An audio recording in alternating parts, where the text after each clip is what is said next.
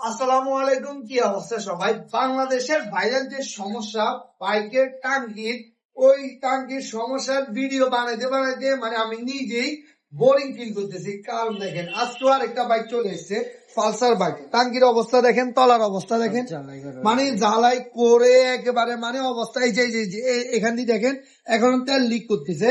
তো কাস্টমারকে যখন বলি যে ভাই আপনি যখন টাঙ্কিটা আনবেন লিক গুলা ভালোভাবে সারাবেন, ওনারা সারাবে না। কেন সারাবে না? ওনারা মনে করে যে স্টিকার করলে আর ওইখান থেকে তেল বাইর হবে না।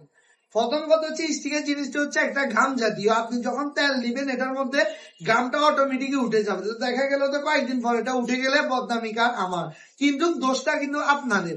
তো আপনারা যখন এসব গাড়ির টাঙ্কি গুলো নিয়ে আসবেন অবশ্যই পুটিং করে হোক বা লিকটা সারা নিয়ে আসিয়েন।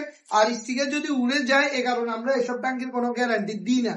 বাইরে আপনার ভুলের কারণে স্টিকার উঠতেছে, আমি তো আর এটার জরিমানা দিতে পারবো না, বুঝছেন? আর আপনারা একটু দয়া করে এটা খেয়াল রাখবেন। আমাদের সব স্টিকার করান বা যেখানে স্টিকার করান লিক থাকা অবস্থায় কোথাও স্টিকার করাবেন না, আপনারই লস হবে, আমার না। ঠিক আছে, সবাই ভালো থাকবেন, সুস্থ থাকবেন। দেখা হবে এই বাইকের কেমন লুকানি ওই ভিডিও নিয়ে। আল্লাহ হাফেজ।